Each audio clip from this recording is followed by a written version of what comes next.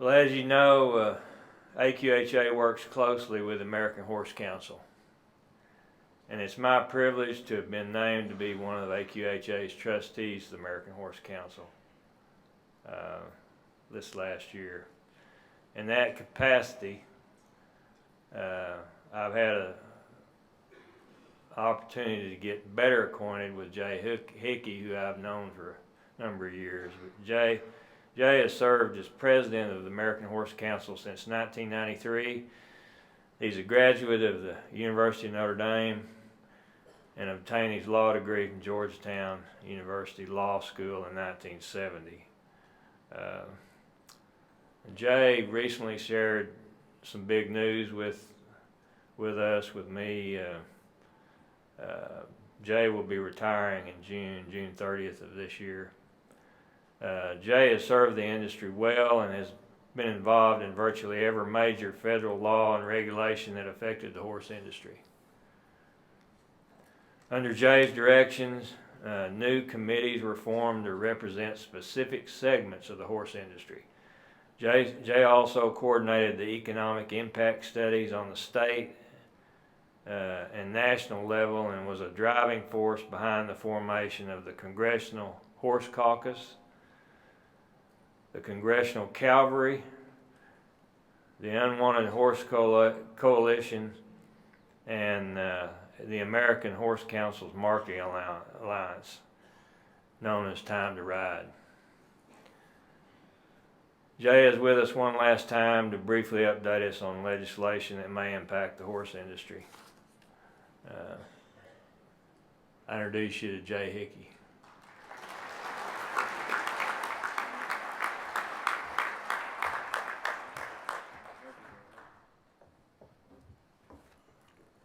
But with you one last time, so that means I can't come anymore? I mean, goodness gracious. All right, I'm here to make, and it says this in these fancy books up here, brief remarks. So I will try to be as brief as anybody from Washington can be. I want to thank AQHA and Craig for suffering through me once again. I want to thank the three gentlemen who are on the AHC Board of Trustees from AQHA, Jim Shoemake, Johnny Trotter, and Dr. Blodgett. It's always a pleasure to attend, and this is, I'm being serious. Your convention is the most fun. And I don't say that to all the girls. It really is true. We even got a chance. The sessions yesterday I thought were very good. We even got a chance to vote, so we're getting ready for the November elections, which maybe we can put that new system in.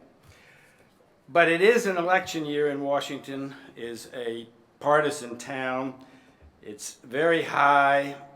Fortunately, we had a climate change at the end of the last Congress, and Congress passed legislation raising the debt limit through 2017, so we won't have that fight to go through any longer, and also passed an omnibus bill that has a number of provisions that are very beneficial to the horse industry that are now law, which I'll describe in a second. So we had a slight thaw, but it's still an election year. And I think that the Supreme Court situation, if the Republicans don't even have hearings or don't have a vote one way or the other, the Democrats are going to just shut down the Senate. And I don't think much is going to happen between now and the end of this Congress, which ends in December. But as I said, we did have a thaw. And there were several tax changes that everybody should be aware of because they were made retroactive to January 1, 2015. And the first is raising the Section 179 expense deduction to $500,000 and making it permanent.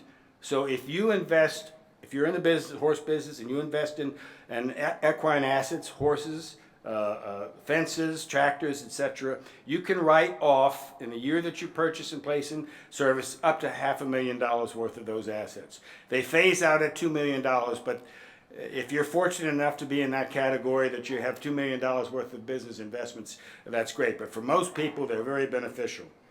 The second is restoring the bonus depreciation at 50% again. That's through 2019, goes back to January 1, 15.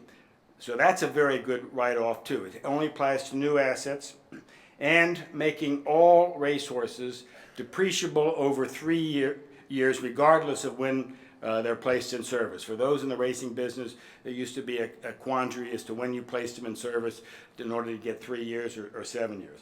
But those three tax changes are very beneficial, retroactive to January 1, 2015. One is permanent, so everybody should be aware of them, and make sure that your accountants are aware of them too, because they do apply to past purchases. It would have been better if they extended them January 1, 15, so we all knew that, but that's not the way it operates. The second bill that was passed that was very helpful was the highway bill. We have been working for the last 4 or 5 years on a highway bill, and when it expired, they would do a continuing resolution. And we had to fight every time that this came up to keep the recreational trails program in the highway bill. Pleased to announce that they passed a 5-year highway bill, $85 million in the recreational trails program, which is used to build and maintain trails. So we don't have to protect that each year. It's there, and plans can be made. Immigration changes. There were some slight changes to the H-2B process. We still have incredible problems with H-2A workers, H-2Bs, and undocumented workers. We need comprehensive immigration reform, and it's not going to happen. It's very unfortunate. Everybody knows that immigration reform, which would deal with undocumented workers, is like the third rail in politics. So that's not going to happen, but there were some slight changes with H-2B. So those are, the other thing is horse slaughter. There's no federal prohibition on the slaughter processing of horses. The bill has been introduced for the last 10 years. It's not moved, but every year when they do the USDA appropriations bill, they put in what's called the defunding provision, stating that no part of the appropriations can be used for inspection. So slaughter plants, processing plants are closed and will not reopen, and can't reopen until September 30 when the fiscal year ends. But I don't think that anybody is going to invest in a plant, unless it's a boutique type of a plant that they only work on Thursdays, because it's just too much money to have to invest with the idea that the feds are going to come in and change it. So those are changes, good changes, particularly the tax changes. In terms of legislation that we've dealing with, it's called the National Forest Trail Stewardship Act. Right now, there's $500 million of Forest Service trails that are deferred maintenance and hasn't been done. 25% of the Forest Service trails are up to their own standards, and there's no money, there's no way that they can maintain that. This legislation, which the American Horse Council helped draft with some other groups, would require the Forest Service to come up with a plan to deal with deferred maintenance and the trails standards. It would allow the use of volunteers. It would allow outfitters and people that have concessions in Forest Service lands to do trails maintenance in exchange for fees. We're very hopeful. Right now, no one opposes it. That doesn't mean you can pass it, because you still got to get it to the floor of both houses. But we are very hopeful that this bill, which would be very helpful with deferred maintenance of Forest Service trails, and there's an awful lot, as you saw from these statistics, an awful lot of recreational riders in the quarter horse industry and also in others. We're very hopeful that it can get moving. Welfare. As Craig mentioned, welfare is a huge issue in Congress. I've never seen as many bills involving horses and welfare as I've seen in the last couple Congresses. And the one is the Prevent All Soaring Tactics Act, called the PAST Act. And this would amend the Horse Protection Act to put new requirements on Tennessee walking horses, racking horses, and spotted saddle horses, all capital H's, those three breeds. It would prohibit the use of them. It would prohibit their use in showing action devices and boots and pads. It does not directly affect the quarter horse industry, does not affect other breeds. It's a very good bill. AQHA is among about 10 or 15 organizations that supports it, and we thank you for that. But it's what's happening in the walking horse industry. The big lick performance is spilling over, particularly on saddlebreds and hackneys. And if we can get that passed, that would be a terrific success. Racing legislation is part of the logjam right now. At some point, and it may be the next Congress, when we get a new president, whether Democratic or Republican, there are 3 racing bills dealing with medication and drugs in racing that would give the feds the authority to regulate it. The first is called the Thoroughbred Horse Racing Integrity Act. It only applies to thoroughbreds, but I don't see how, if they pass that, they could limit it to thoroughbreds. It would likely be extended to quarter horses, standardbreds, paints, Arabians, etc.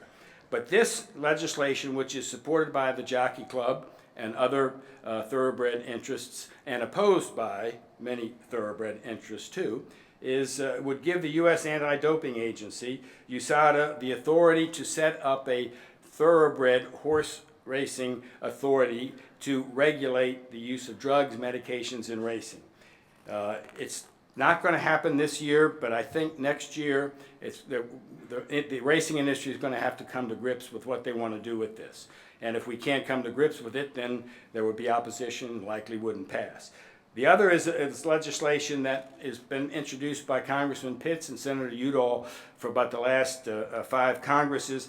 That would give USADA the direct authority, rather than USADA the authority to set up a thoroughbred racing agency authority. It would give USADA the direct authority to regulate it. It would prohibit the use of drugs and medications within 24 hours, basically furosemide Lasix. And that bill is not supported by anyone in the racing industry. The situation is so unique that the sponsors of these 2 bills are bickering among themselves. Very seldom do you see members of Congress bickering publicly among themselves. They'll sit down and say, can we work out the differences? But they can't do that. So that racing medication legislation is going to be a hot topic probably starting January 1 in the 115th Congress. The other is internet gambling and sports betting. And because there's been such a gridlock in Congress, this issue has not been able to be considered. But right now, the Unlawful Internet Gambling Enforcement Act prohibits internet gaming for unlawful internet gaming. Defined out of unlawful is horse racing pursuant to the Interstate Horse Racing Act. So we are excluded from that. Since it was passed, and we can do interstate internet gambling. Since it's been passed, people have been trying to roll it back or license it. And it's a very hot topic, but there's no unanimity even within Congress what to do with this. The other is sports betting. You all read about how New Jersey principally wants to try to legalize sports betting. In 1992, they passed the Professional and Amateur Sports Protection Act, called PASPA. And that prohibited anybody from offering sports betting except in Nevada and 3 states. New Jersey had the opportunity to legalize it but didn't do so. Excluded from that is horse racing. So right now we have,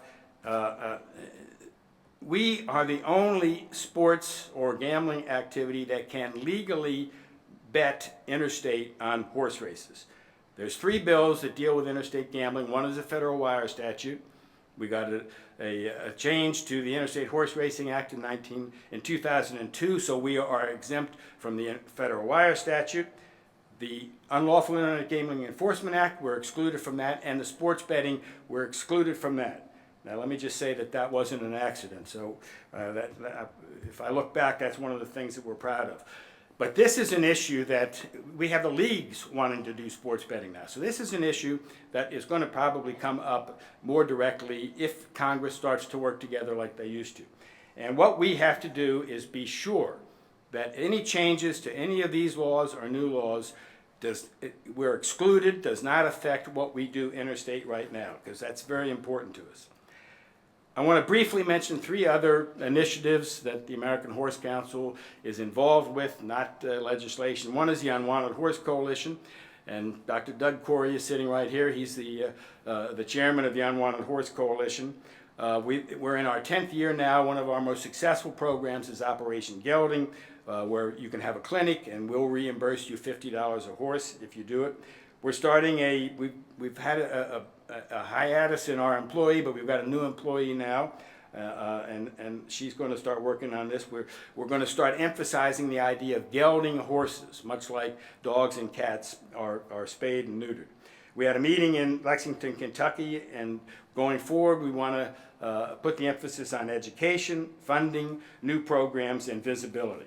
So the Unwanted Horse Coalition is still doing, and their main focus is education, not taking care of horses. The other is the Equine Disease Communication Center, and the AAP, state authorities, federal authorities, American Horse Council, and primarily a fellow named Dr. Nat White from Virginia has set up the Equine Disease Communication Center, and I hope you're all aware of that. This provides up-to-date, accurate information if there's a disease outbreak. And we all know how important a disease outbreak is. It's the quickest way to shut down the horse industry. There have been, all the problems out in the Southwest, Sunland Park, Turf Paradise, etc. But if you go on the web, Equine Disease Communication Center, you can get up-to-date, accurate information. We've got some funding now for a little while, through 2 years, but we can always use more, please. Contributions can be made through the AAP Foundation, tax deductible, and you can give $10,000, that'd be great, $5,000. We'll also take $50 for anyone. We just need to have a constant stream, and this is a program that directly impacts and directly helps shows, events, racing, breeding, sales, the movement of horses. So consider donating. I know you get hit for a lot of things, something to the Equine Disease Communication Center. And the last thing I want to mention is the Marketing Alliance, and Patty Colbert was here and gave a great report on the Time to Ride program. And there have been attempts to do this many times in the past. And this has worked because the 12 original corporations and now the 8 or 10 new ones have worked together. They're not trying to promote quarter horses, standard breds, paints, whatever. They're not trying to promote dressage or racing or whatever. They're trying to attract newcomers to the industry, and that's where we think the growth will be. Time to Ride is now set up and has a functioning mechanism that can be expanded, and we want to crawl before we walk before we run, etc., because this has been tried before and we don't want to fail. But we have a system that can be moved into other sort of franchise, if you will, into other programs, and you'll hear more about the idea that Patty mentioned yesterday about organizations being able to participate and give prizes for their members on top of what you can win in the 100-day challenge. So it's a very important program. It's functioning, it's there, and we hope that everybody will take advantage of it. So that's my report, and I want to thank everybody. It's always, as I say, it's always a pleasure to come here, and thank you for letting me talk.